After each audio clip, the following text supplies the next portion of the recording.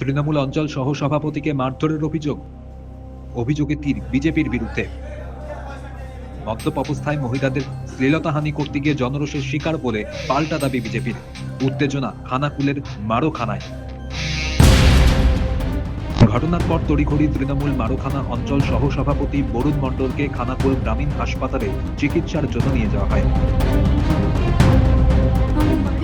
বারবার ফোন করছি, ফোনটা তুলছে না। তারপরে লাস্টবার যখন ফোনটা তুললো, একজন আমাকে বলছে তোমার স্বামীকে এখানে মেরে ফেলে রেখেছি। বলছে থানা পুলিশ আসছে, তুলে নিয়ে যাবে। আমি শুনেই বাড়ি থেকে বেরিয়ে এসেছি।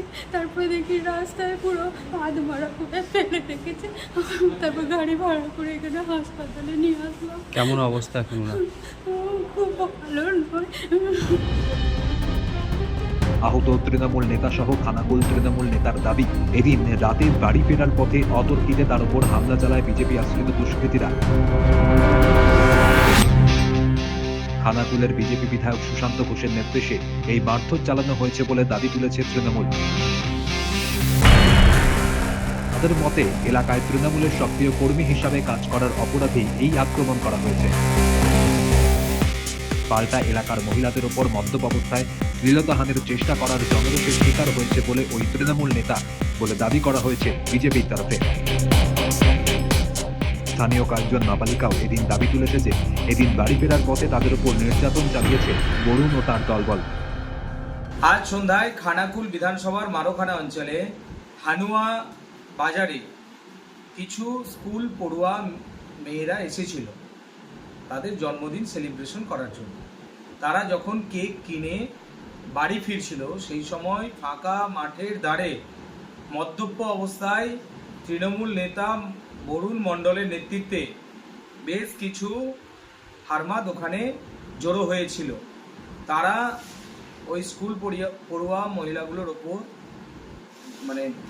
অত্যাচার করেছে। সেই অত্যাচারের কাহিনী আমরা বর্ণনা করতে পারছি না। সারা পশ্চিমবাংলা জুড়ে মহিলারা আজকে অসুরক্ষিত এই তৃণমূলের শাসনে। আজকে এই বিজয়া দশমীর উপলক্ষে বিভিন্ন জায়গায় প্রোগ্রাম হচ্ছে, সেখানে প্রতিমা বিসর্জন চলছে। কিন্তু এই যে একজন পশ্চিমবাংলার মুখ্যমন্ত্রী মমতা ব্যানার্জি, উনি একজন নারী, আর ওনার দলের ছেলেরা এরকম কুকীর্তি করছেন, উনি বসে বসে দেখছেন। এখনো পর্যন্ত পুলিশ হাত গুটিয়ে বসে আছে। আমি তিনবার খানাকুল থানার ওসিকে ফোন করেছি, উনি ফোন ধরেননি। কি জন্য ফোন ধরেননি? কেন ধরেননি? ওপর থেকে দিদি বারণ করে দিয়েছেন, মহিলারা নির্যাতিত হলে ফোন তুলবেন না। এই জিনিস হতে পারে না। আমরা এর শেষ দেখে ছাড়বো। আমরা ব্যাপক আকারে আমরা আন্দোলন নামবো। যদিও তৃণমূলের দাবি মারধরের বিষয়টি চাপা দিতেই এই নাবালিকা মহিলাদের ব্যবহার করছে বিজেপি।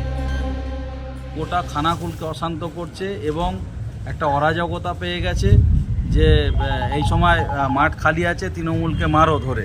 আমরা এর তীব্র নিন্দা জানাচ্ছি এবং ধিক্কার জানাচ্ছি এবং এই পুরুলজালি বিধায়ককে আলটিমেটাম দিয়ে দিচ্ছি যে প্রত্যেকটা দলেই রদবদল হয়, কিন্তু আমরা দলের একনিষ্ঠ কর্মী, তাই কর্মীদের পাশে আমরা সংগঠিত।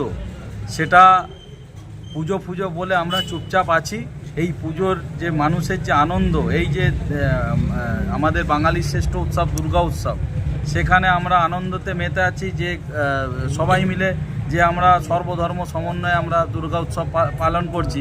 কিন্তু এখানে এই অপদার্থ বিধায়ক তিনি শুধু তার নিজের স্বার্থ কায়েম করার জন্য এবং একটা গুন্ডারাজ কায়েম করার জন্য খানাকুলকে অশান্ত করছে। আগামী দিনে খানাকুলের মানুষ এর উত্তর দেবে এবং আমরা সংগঠিত আছি। আমাদের বিজয়া সম্মেলনী আরে কেটে গেলে আমরা এর জবাব দেবো, ইটের জবাব পাথর দিয়ে দেবো। সব মিলিয়ে পুজোর পরে আবারও উত্তপ্ত খানাকুল। বিষয়টিকে কেন্দ্র করে উভয় পক্ষই রাস্তায় নামার হুঁশিয়ারি দিয়েছে পুলিশ। ঘটনা তদন্ত শুরু করেছে।